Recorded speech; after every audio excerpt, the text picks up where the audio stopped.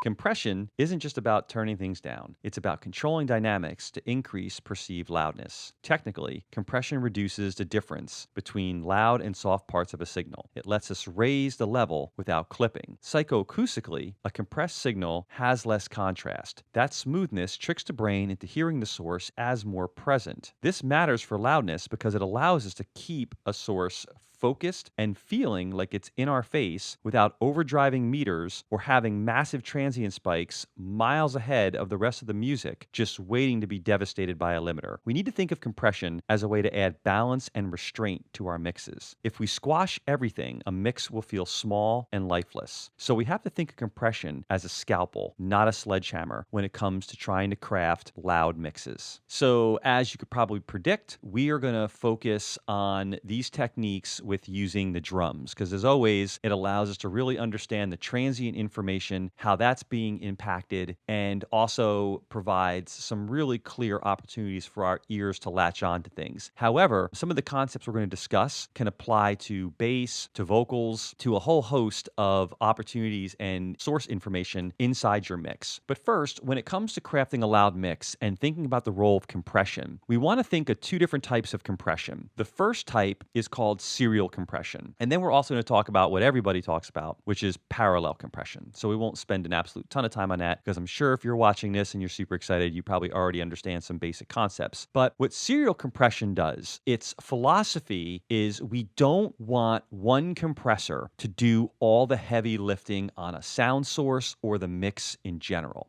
Help me help you.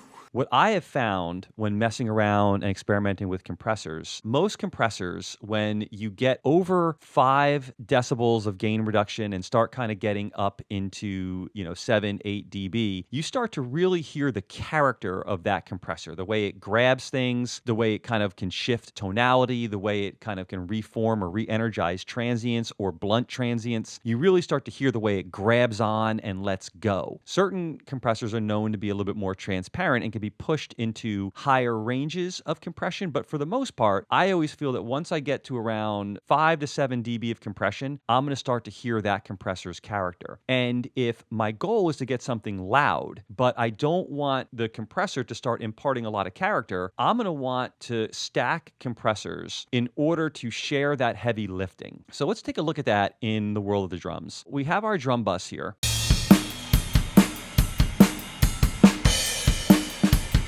Okay, now this drummer did a very solid job playing, but I would want you to think of this next point when you're evaluating the bass in your mix, when you're evaluating the vocal in your mix, and definitely when you're evaluating the kick and snare, because you might be recording your own stuff and might not be too seasoned on a particular instrument, or you might be working with bands that don't have really seasoned studio veterans who really understand how to stabilize what it is they're doing to create a nice, consistent, and full tone when it comes to translating through microphones and in the world of recording. But what you don't want with your bass lines, with your vocals, with your kick and snare is to feel this.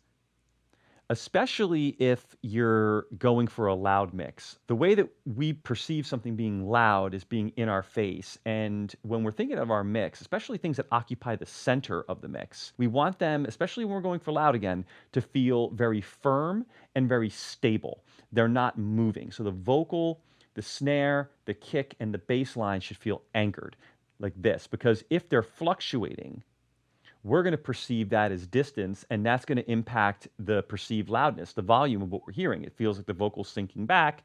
Well, it might feel like the vocal's getting lower, which now doesn't make it feel as loud. Or if the snare drum isn't as consistent from hit to hit, it's varying. That's not going to lead to the presence and stability that we need for something to feel loud and in your face. So we're going to use serial compression as a way to stabilize that. Let's look first at what would happen to this drum bus if I decided, I want to bring the kick and snare back to the pack a little bit here. Close the gap on the cymbals and kind of glue this kit together, and I'm going to use this API and I'm going to drive hard into it because I want, some energy and I want a little bit of compression. So asking the API, which we have at a slow attack, so we're already telling it let as much through as you can and fast release. Don't grab and hold for a while. Let's listen.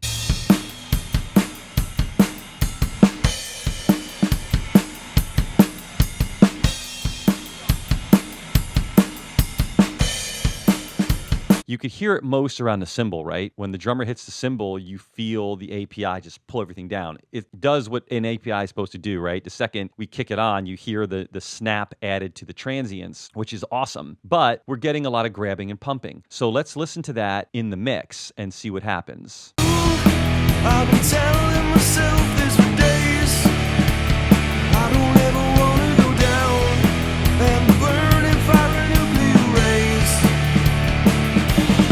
Now I'm cool and it feels like I'm living my youth. So we love what it does with the transients, right? Like it's awesome. Like, oh man, that's great. But we're getting that pumping and it feels like the drums are kind of flexing, pushing, and kind of pulling like a sponge in a sense. Or a sponge doesn't push and pull. I don't know what I'm talking about. You know what I'm talking about though.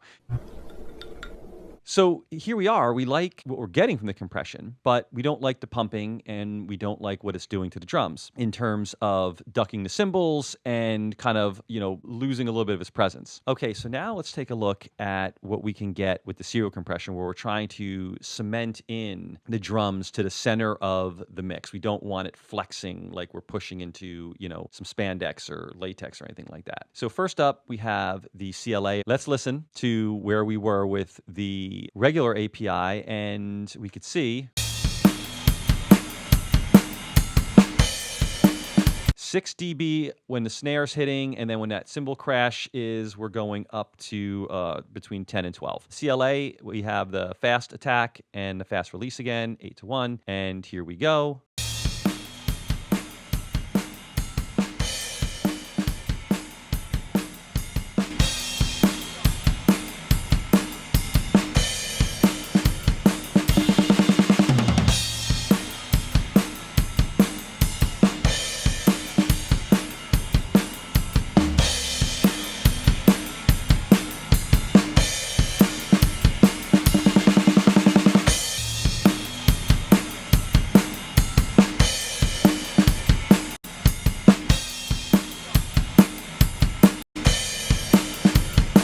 That's night and day, right? Between the two. Like the API feels small by itself and you hear it pumping and we're actually pushing. Like I went past it just to kind of prove a point that when you work in tandem and you're not asking one to do all the lifting, that you can get a cleaner, more open sound and also have it cement itself in the mix. And we are getting probably close to, on regular hits, like we're somewhere up around 6 or 7 decibels. Let's see.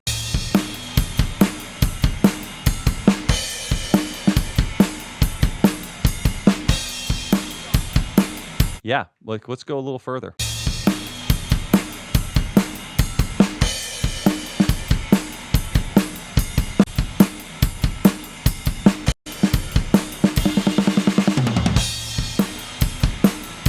You can see on those cymbal crashes on the API, we almost reached where the other one was, but it sounds totally different. So again, you can apply this to bass guitars, to vocals, where we're looking to kind of make sure that a whole melody line stays nice and consistent. And, between chord 1 and chord 3, we don't have these, massive volume jumps or it feels like one chord is disappearing inside a progression. That's where serial compression comes in really handy and will definitely help us to keep the drums in your face, which is a major must for a loud mix. So now staying with that,